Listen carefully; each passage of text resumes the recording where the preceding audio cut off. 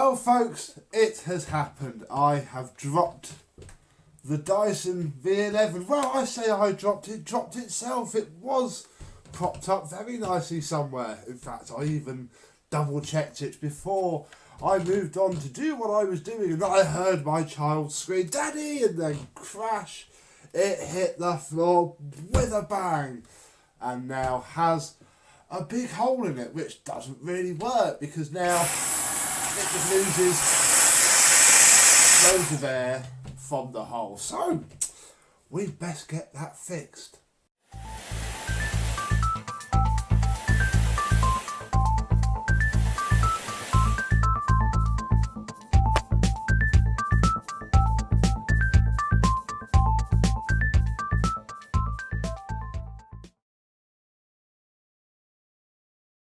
Yes, hello my vacuum cleaner chums, how are you today? Whoops a daisy indeed, and it's a bit unfortunate because this is only literally a couple of weeks old, if that, since I finally had a replacement due to the old one breaking its trigger, and now I've gone and broken this one.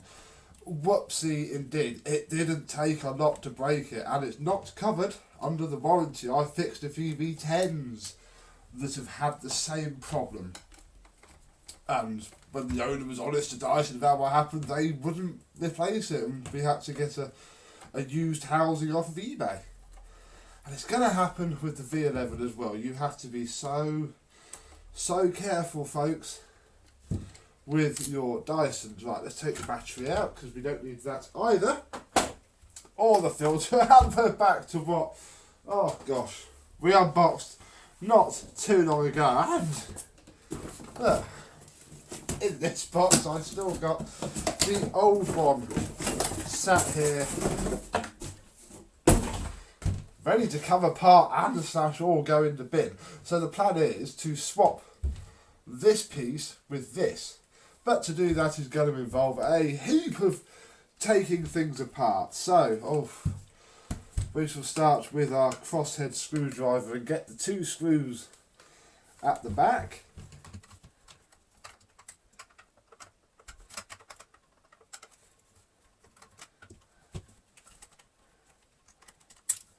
Then once those screws are done, we can come in, and I think these are torque. Hang on, you're not... Your crosshead. Fine, but I'll do all these back ones as well and pull the two sides apart.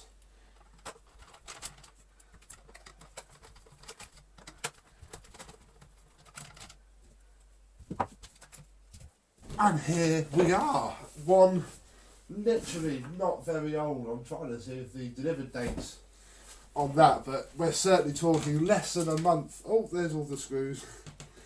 Less than a month old. Now this piece I'm going to leave well alone because the trigger currently works, the motor is fine. I mean, it's covered in a fine layer of dust already, which you may or may not be able to see, but it is there, it has come through, and this has definitely not been used for anything malicious because I've just not had it long enough. There's a pandemic on, I haven't managed to plan a Becco clean at all. That's what in there that looks like. Gosh. Right, that's where we've got to go next. And now I think I can use my quickie gun.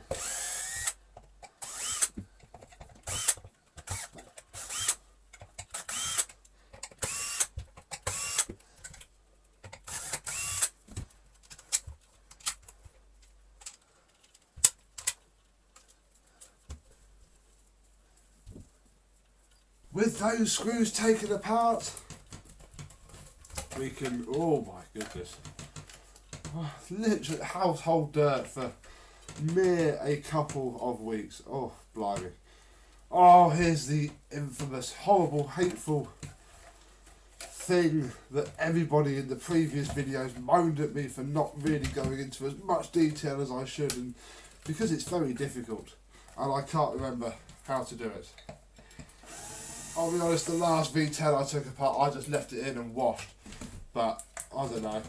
we'll see. We'll get this fixed first, and then we might explore it in the other one. Let's remove the top seal.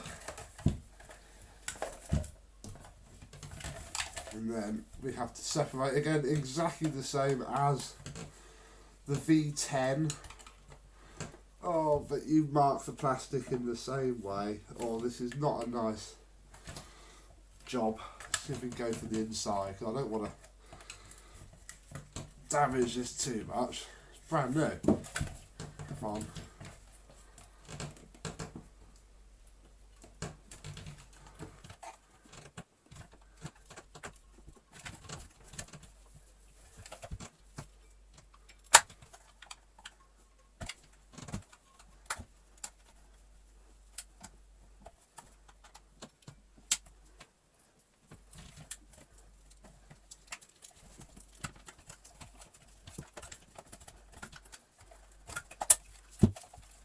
Now the main bugbear from the very first V10 video I did, one that I wasn't even doing as an instructional, said, how the hell do you remove this? And you're right, it is a pain. However, with a screwdriver just on the side of the clip, and you do have to be a little bit accurate,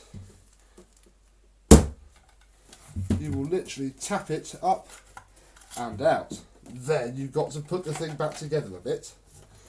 You can pull out the clip, we can open it, and look, the wires come out, and we can easily remove this. I have cut this apart before, it did work. Equally, I've just left it completely alone and washed it as it was before. However, we can now get our shroud off. Oh, crikey, I've not done much with it. I've been using loads of other vacuum cleaners. I'm two-timing a heavy 160 and a Miele C3 silence at the minute. This hasn't had a lot of use. Oh, blimey. Right. We have... Oh, God, what's that? Oh, that's a bit of plastic, look, from the inside. Let's get these screws out.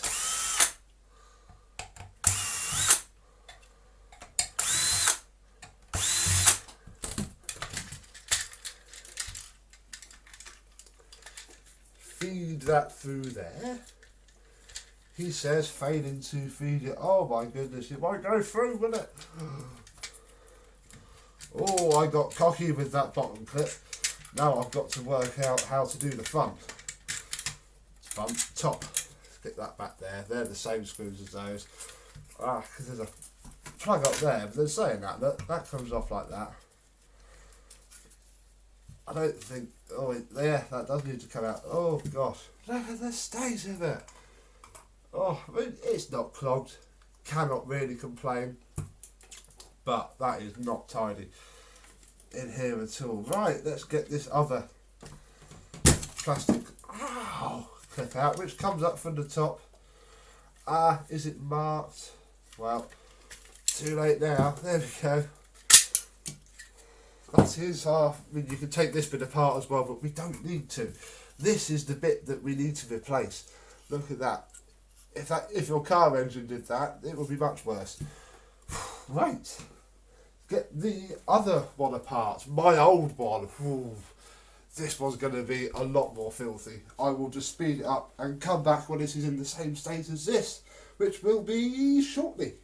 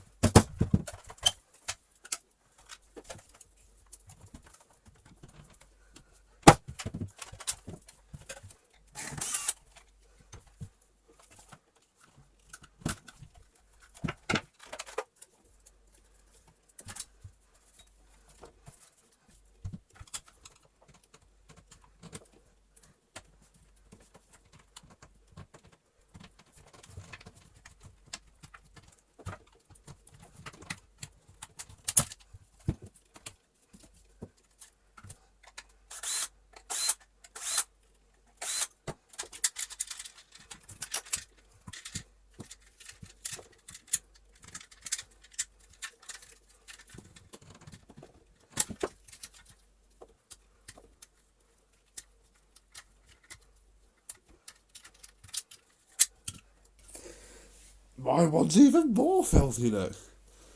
That's some thick build up there. Never been used for DIY.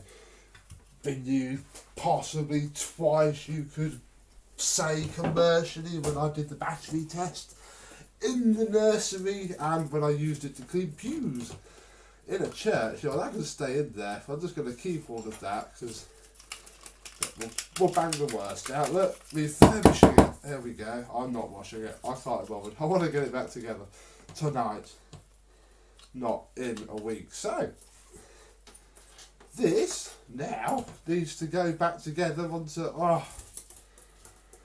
everything else, and I'm going to spin this straight backwards. I mean, there's a comparison. They both look filthy. Still, not to worry. Apparently, it doesn't matter. It's okay. So, with my machine now back together and repaired, we may as well have a look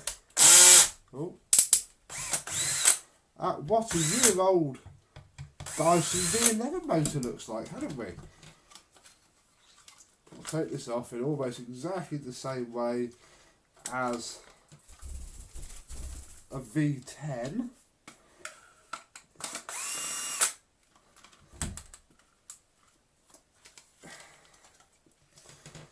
Except there's something caught.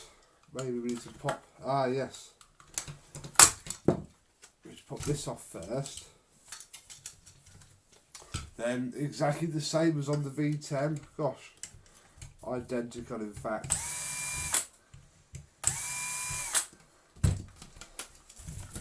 I imagine, yeah, got to bend the terminal straight.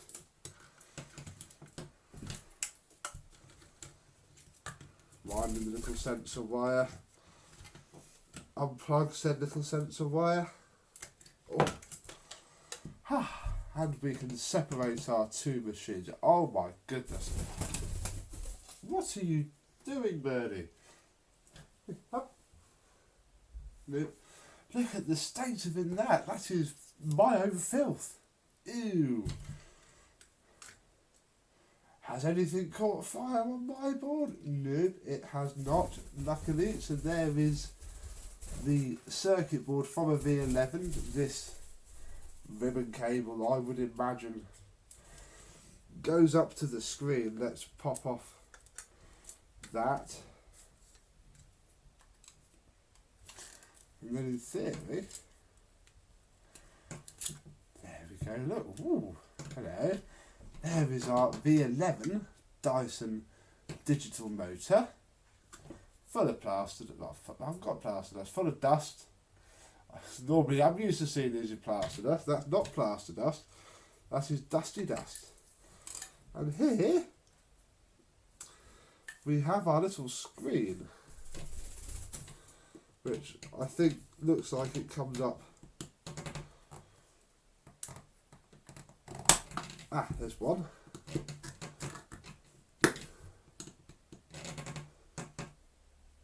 Can I get behind this one? Nope.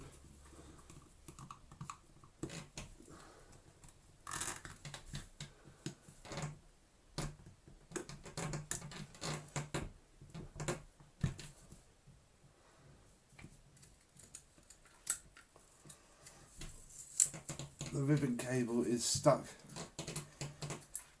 to the top. Be very careful that we don't rip it.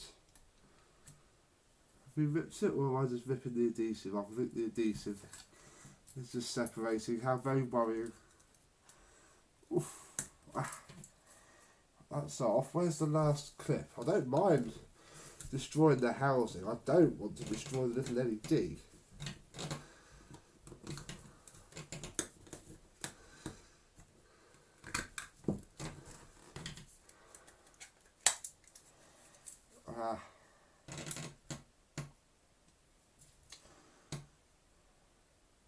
Oh my goodness, we just ripped out a screw. What? The LED. The screen comes out first. Oh, this is horrible. Right. I recommend a hot glue hot glue, hot air station. Oh, I have broken it. Well, I say broken it. I haven't actually broken the screen. I've broken this housing. Oh, I don't have hot air.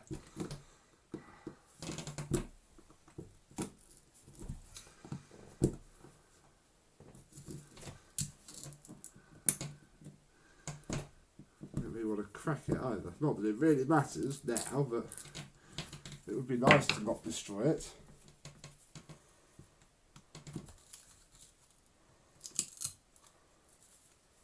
There it is, look.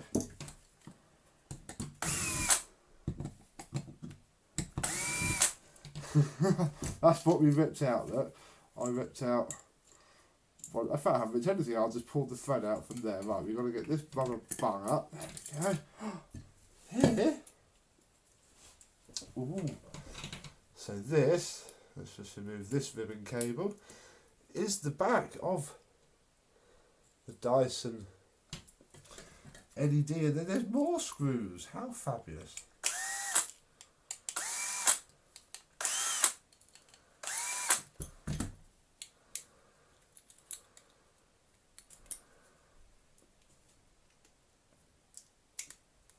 There is our LED LCD little panel, look. Anybody can ID that. That is the credentials. How interesting. There's a little boost button that just pushes a button on the back of this little circuit board. How fabulous. Huh, lovely. So yeah, that is the motor and certainly back circuit part of the V11. But more importantly, my V11 is now not holy. It works well again, it is good to go. What I also noticed is I have actually cracked the filter, I presume doing it. I'm not especially worried about that, it seems okay. So yes, these cannot take a fall from their own height onto a laminate floor. This is all the gubbins from inside of V11. I hope it means something to you all, and I shall enjoy using my V11 once more and try not to drop it next time. So thank you very much for watching. Gotta interrupt myself just before the outro. I forgot to tell you what killed this thing in the first place. This is the trigger assembly. Obviously the battery goes in and pushes against this part, which then makes it spring, and then obviously that pushes down. Look, it's completely, well, almost completely snapped. In fact, we could probably fix it with just a drop of Q-Bond, probably. Just like so. Well, this could go in the spares pile, so can a few other bits, but it's adios, old body. Right, back to the outro, pretty much. I hope you've enjoyed, and I, and me Dyson, will see you soon. Bye bye.